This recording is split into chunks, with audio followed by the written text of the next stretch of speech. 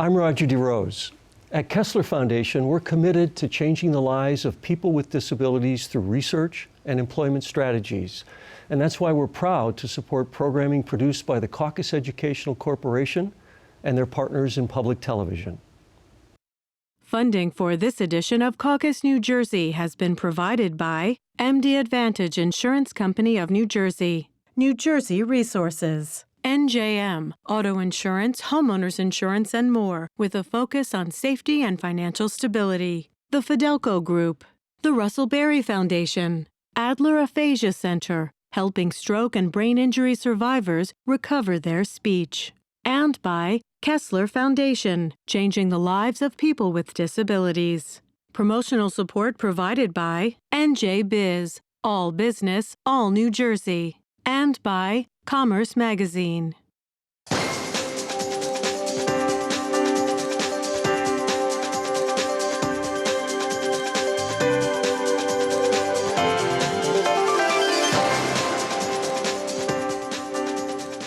Hi, I'm Steve Adubato. It is a pleasure to welcome in the studio this time Jim Fakult, who is president of Jersey Central Power and Light. I joke because the last time I talked to Jim, we were on a train, the New Jersey State Chamber of Commerce. We were on a train going from Newark to Washington. D.C., walk to Washington on a train. We weren't walking though, right? No, we weren't. We were talking. We were meeting people, hundreds. How was that ride for you? I like it. I love it. It really is. You get a lot of people. You reconnect with people. You meet people for the first time. Just talk, understand what issues are going on, build relationships. It's important for business. It's important for the state. State Chamber does a great job.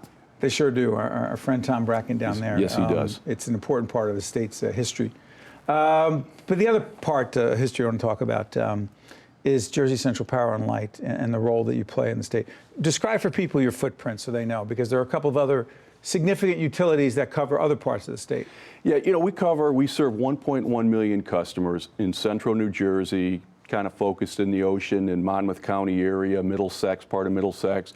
Then we jump over PSE&G into the northwest part of the state, Morris County, Warren, Sussex. So we kind of serve that area, the Jersey Shore and the northwest part of the state. But explain to people, Jim, that you don't compete with PSE&G because you can't compete with them. No. Why not? We're a regulated utility. We have a regulated boundaries, so to speak. So you don't have two sets of wires going down the same road competing. So no, we do not compete with them. Post-Sandy, biggest lessons you and your colleagues learned from that experience? Several lessons. I would say one, communications, improving communications, letting people know what's going on, what the situation is, when power is going to be restored. We did a lot to redevelop communications, a lot of social media, web presence, but just a lot of face-to-face relationships, being able to tell people, what's going on, what to expect. Is it tough for you as CEO to have heard some of the criticism that you and your colleagues got? I mean, everyone got it, but you guys got it because you're in the eye of it. Think about, again, the customers you served and where they were and where the storm hit, the Sandy hit. Mm-hmm. What was it like for you? Well, Steve, first of all, I wasn't here. You weren't there then. You came in after. But I came just a few months after. But you had to deal with it. I read it, though. I read it from afar, and it was hard to see. First of all, that was the third of three major storms, three 300-year storms. Of course, Sandy was devastating. We lost over 1 million customers. We had 60,000 trees fall down on our infrastructure. So it was really a terrible situation. The criticism was hard, but what I did when I got here is I just started talking to people and listening, from our elected officials, mayors, legislators, our customers. They had a lot of good advice. They had a lot to say. They've given us kind of the second chance. So we've made a lot of changes in our processes, and I mentioned communication. So, I look at it as an opportunity. It's an opportunity to learn, get better, and continue to serve our customers. One area that we talked about before we got in the air, I want to make sure we talk about here, is the Incident Command System created in 2013. What is the Incident Command System? ICS is a widely used process to manage events. It could be huge disasters, it could even be small events. But basically, what we did is we implemented what the federal government, state, county, and local governments already use. So it just kind of gave us a more crisp, more precise process to manage a storm, to manage an event. Everybody has a very precise role. You could communicate very effectively with other agencies, whether it's county, state agencies, because most of them are using it. It just kind of helped us sharpen our game, so to speak, in response. Sorry for interrupting. Jim, how do you actually prep for a disaster like this? I mean, can you actually plan for something that horrible? Absolutely. Well, you never know exactly what you're going to get, but think about it. We had a Hurricane Joaquin coming at us just a few weeks ago. We were prepared several days out. We're taping during the holidays of 2015, so go ahead. Yeah. We were preparing for it. We were watching it come. We were, looking at the models. Worst case? Were you thinking worst case? We were planning for worst case. We brought 700-800 resources, into the state of New Jersey prior to it hitting. We started our communications process. So yeah, we were getting prepared for it, Steve. Jim, talk to me about this program, the PSI program, the Power Systems Institute. You're doing it in cooperation with Brookdale Community College down the Jersey Shore, and also Raritan Valley Community College. What is that program? Steve, what it is, we have a workforce that is getting up in years. We need to replace our linemen and our substation electricians, highly skilled positions. It's a partnership where a student can go in, earn a 2-year degree, associate's degree, and get hands-on training. How hands-on? 2.5 days I'm looking at some video right here. They're actually doing it. Well, they are. 2.5 days in the classroom, 2.5 days in the field, on the poles, in the substation, on equipment, learning. So after 2 years, basically, they're ready to be hired by Jersey Central Power and Light as linemen, as substation electricians. So that the potential actually exists for them to get employment. Absolutely. And do these students have to pass any tests to be qualified to get into the program? It's about a 9-step process. It takes months to get in. We started out with nearly 1,000 interested candidates last year, right, and we ended up with 44. I mean, background checks, physical dexterity tests. They have to climb the pole. They have to literally do pole climbing for a couple weeks. Quite a series of interviews. The 44 students we got, and there were a lot of great applicants, are just outstanding. They're going to do a great job. That's important stuff. And last question. It makes me think about this with the 44 students, who I'm sure you've interacted with. Yes. Right? Those students need to learn a lot of technical skills, but they also need to learn about management and about leadership. And Correct. So you know that I'm fascinated by the question of leadership. Mm-hmm. And I've asked many of the leaders this question who've come into the studio. What is the most important leadership lesson you have learned, particularly facing some difficult challenges? Number one leadership lesson you've learned is? Lead by example. Get out into the field. Don't ask your employees to do what you wouldn't do. Be involved. Roll up your sleeves. Listen, learn, talk to people. I also expect everybody to do their best. And I also, accept honest mistakes. I got to press you a little further. I appreciate that, but I got to press you a little further. Okay. In a crisis, things are tense. The leader has to do what? First of all, the leader's got to know that his team can perform well, let them perform, but the leader also has to stay calm. The leader has to have a vision, exude confidence, know that you can get the job done. Even when times are tough. And I'll tell you, we've had a couple storms come at us. I've been in a few in my career. And you know what? I got a great team at Jersey Central Power and Light, 1,300 employees I truly believe in. They're professionals in every sense of the word. I let them do their job. But like I said, I'm in there with them. Appreciate it, Jim. Steve, my pleasure. Jim Fakult is the president of Jersey Central Power and Light. Again, covering what area? Monmouth County, Ocean County, Sussex, Morris County, Warren County, Hunterdon County, and a few other counties. Over 1 million customers. Thank you, Jim. Appreciate it. Stay right there. Thank you. We'll continue right after this. To see more Caucus New Jersey with Steve Adubato programs, visit us online at steveadubato.org. If you would like to express an opinion, email us at info@caucusnj.org. Find us on Facebook at facebook.com/Steve Adubato PhD, and follow us on Twitter at Steve Adubato. We're joined by Richard Foulds, Associate Professor, Department of Biomedical Engineering, New Jersey Institute of Technology. Good to see you, Richard. Thank you very much for having me. Describe the field of biomedical engineering. What is it? It's probably the fastest growing field of engineering in the country. What is it? It's the application of engineering to address the problems that people have as they age, as they become ill, and providing all of the technologies that underlie all of the medical practice and the medical advances in the country. For example?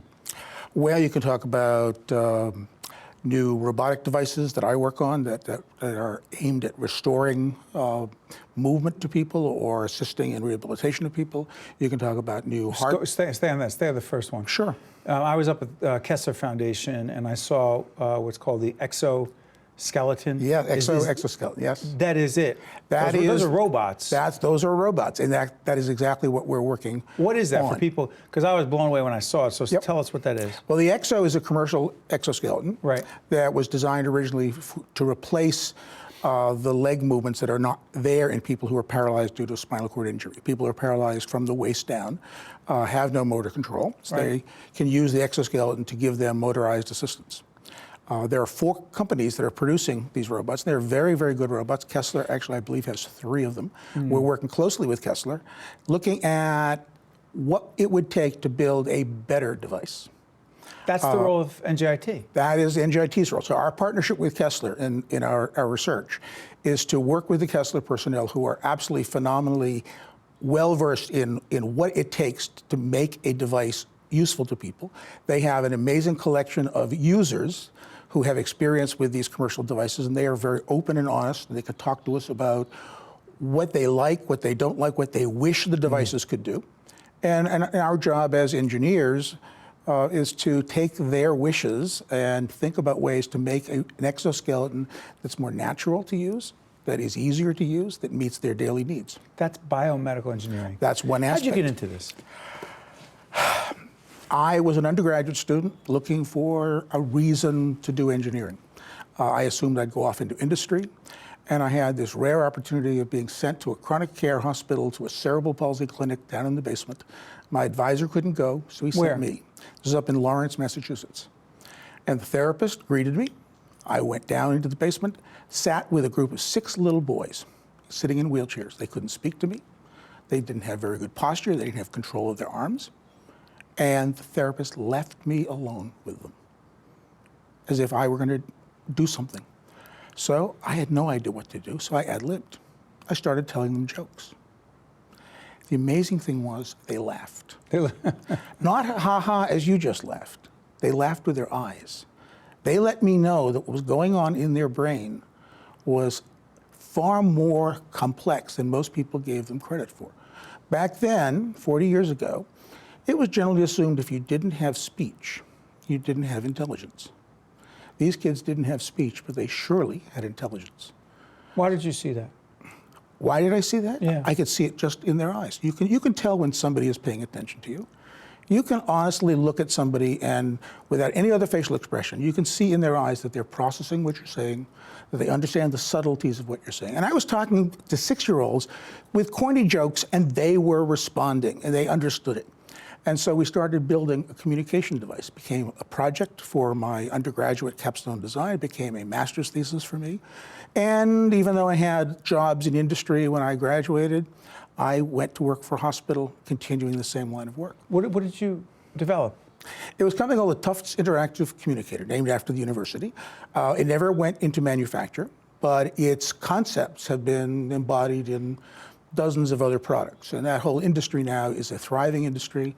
I find it amazing to go into a shopping mall and see a kid in a wheelchair with an electronic communication device, having an independent life, being able to stop and have a conversation with somebody. It's coming out of the computer, not out of the kid's mouth, but it's the kid's thoughts. And that was the original, that was a piece of what you helped to create. Yes, yes. So I can very proudly look back on the beginning of my career and say that I actually accomplished something very early on that assisted folks in achieving what they want to achieve in life.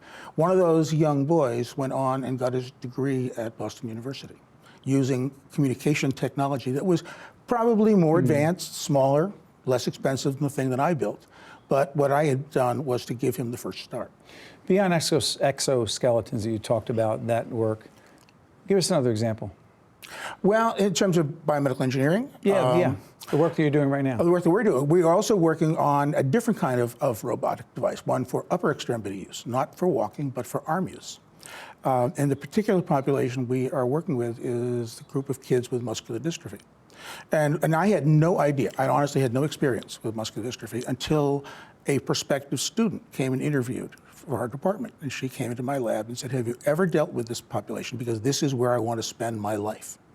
And she really inspired me and convinced me that we should get involved in this area. So we developed a small grant proposal. We brought her into the lab as a grad student. And she's working on devices that will restore arm function, arm movements, to young boys, 15, 16 years old, with muscular dystrophy, who have lost enough strength in their limbs so they can't overcome gravity. If you see them sitting, they'll sit with their arms on their lap or their arms on the table, and they can't lift their hands to their mouth. What we're working on now is a robotic device that will sense their intentions and will allow them complete or near complete range of motion for maybe 2, 3, 5 years beyond where they normally would have it. And my feeling in this is if we can take a teenage kid who has to go into a fast food restaurant with friends and have their friends feed them, that's not necessarily something a kid will want to do. So if we can build an exoskeleton that lets the kid independently eat, independently enjoy socialization, independently go to school, turn the pages of a book, then we've really accomplished something tremendous. Before I let you out of here, your curiosity, is it a key to your success? Absolutely. I love teaching because it allows me to learn. I learn as much when I teach a course as my students do. I never teach a course the same way twice. I add new things, I take things out. I offer to teach new courses because it's something I would like to learn about. And the technology that I'm dealing with today wasn't around 5 or 6 years ago. The job that I have wasn't around 40 years ago when I started. I think that I will always be doing something new. You're making a difference every day. Richard Foulds, Associate Professor, Department of Biomedical Engineering, New Jersey Institute of Technology. Thank you, Richard. Thank you. Stay with us. We'll be right back. To see more CAUCUS New Jersey with Steve Adubato programs, visit us online at steveadubato.org. If you would like to express an opinion, email us at info@caucusnj.org. Find us on Facebook at facebook.com/Steve Adubato PhD and follow us on Twitter at Steve Adubato. We're joined by Dr. Andrew Rubenstein, Section Chief of Obstetrics at HackensackUMC, and Dr. Shafiq Rab, Chief Information Officer at HackensackUMC. Thanks for joining us, gentlemen. Doctor, we were having a discussion offline. We're actually doing a communications seminar in which you were talking to me about a new way, a different way of monitoring the amount of blood that a woman loses during childbirth. It's an FDA-approved mobile app. What's it called? It's called Triton. What is it? The company Gauss Surgical. It's a application-based product that allows us to quantify, which is to account for every drop of blood and know exactly what the blood loss is during an operative delivery or a vaginal delivery or cesarean section. Why is this so important, Shafiq? So, in the olden days, surgeons used to have scalpels. In the new day, surgeons have information technology. Right. So what it is, when you have a camera, you take a picture, and we are using an iPad and the camera in it to take a picture of a blood-soaked gauze piece. What it does, why it's important, because in the olden days, we used to say, if it's a C-section, 1,000 ml of blood. If it's a vaginal delivery, 500 ml of blood. How much blood? 500? 500 milliliters Got it. of blood. But we never had the quantified number. We didn't really know? No, really no. Guesstimate. So, guessing. Now we really know. And knowing exactly what it is, doctor, how does it help you and your colleagues in the delivery of a baby and protecting this mother? It allows for early recognition, and that's the key. Of distress, of an increased risk of complications for mom during the childbirth process. We all know childbirth, in most cases, is a very happy event. Hemorrhage is an event that's low volume but high risk. And we're able to capture that 10% of the population that is complicated by hemorrhage. Is it 10%? It's 10%. It's Okay, is it placenta hemorrhaging that we're talking about here? We're talking about uterine atony is the vast majority, or 80 to 90% of the causes for hemorrhage in obstetrics is due to uterine atony. The uterus not responding and regaining its tone, becoming boggy, becoming almost like a rotted pumpkin, and it needs to be tightened back up. Do we know why that happens? No, we don't. That's the problem. And can you know beforehand? I'm sorry, do we know beforehand? So you asked the most important question. Because what we are trying to do, this is only one component.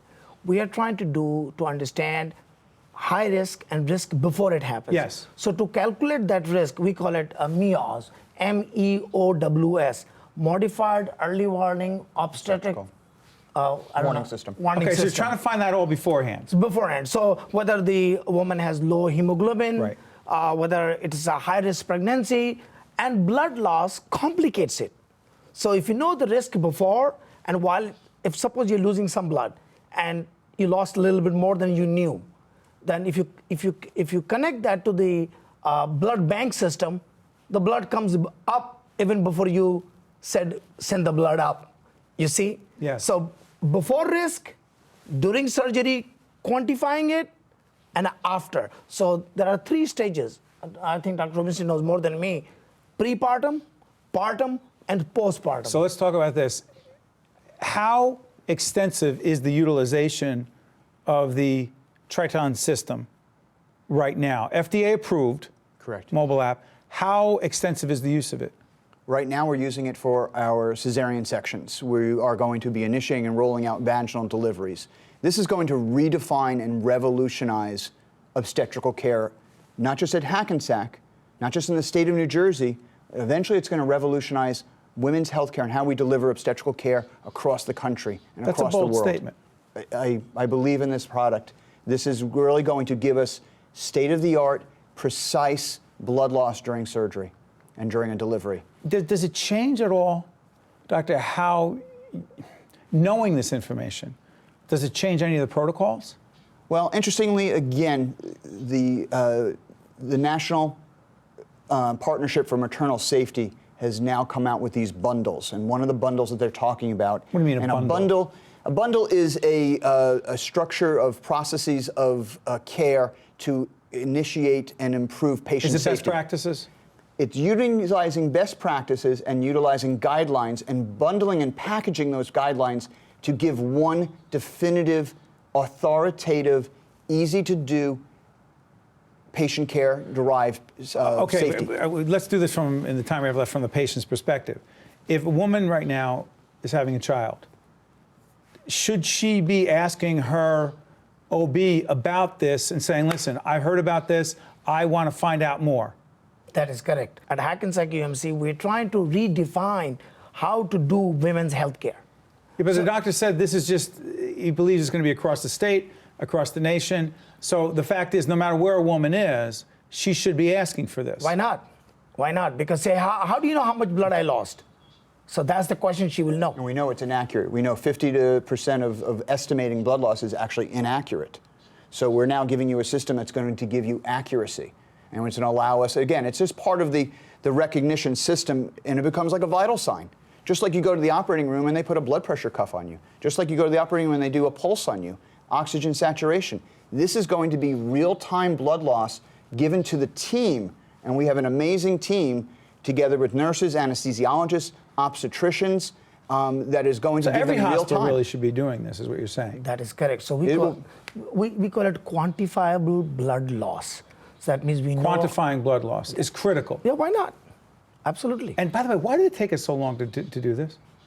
30 seconds left. Any reason why? I mean, we knew we were estimating, or guessed. We weren't as accurate as we should be. Hey, technology was not there, so power. The technology is there now. No, that's right. Thanks to Dr. Rab and his team and the Gauss surgical team, I think we've now integrated this, and this will become best practices. Dr. Rubenstein and Dr. Rab, I want to thank you for joining us. We're going to be learning more about this and monitoring as we move forward, because I have a feeling from this segment, a lot of women and others are going to want to know more. Thank you very much. Thank you for having us. Thank you very much. The preceding program has been a production of the CAUCUS Educational Corporation, celebrating over 25 years of broadcast excellence, and 13 for WNET, NJTV, and WHYY. Funding for this edition of CAUCUS New Jersey has been provided by MD Advantage Insurance Company of New Jersey, New Jersey Resources, NJM, the FIDELCO Group, the Russell Berry Foundation, Adler Aphasia Center, and by KESSLER Foundation. Transportation provided by Airbrook Limousine, serving the metropolitan New York, New Jersey area. CAUCUS New Jersey has been produced in partnership with TriStar Studios. Hi, I am Dominic Lee. I was recognized in 2015 with the Russ Berry Award for making a difference for helping revitalize our school system in Newark. The award had a significant impact in my life. Help us identify and honor the unsung heroes in your New Jersey community who go unnoticed in their efforts to make a difference in the lives of others. You can nominate someone today for the Russ Berry Award for making a difference. The deadline for nominations is February 19, 2016.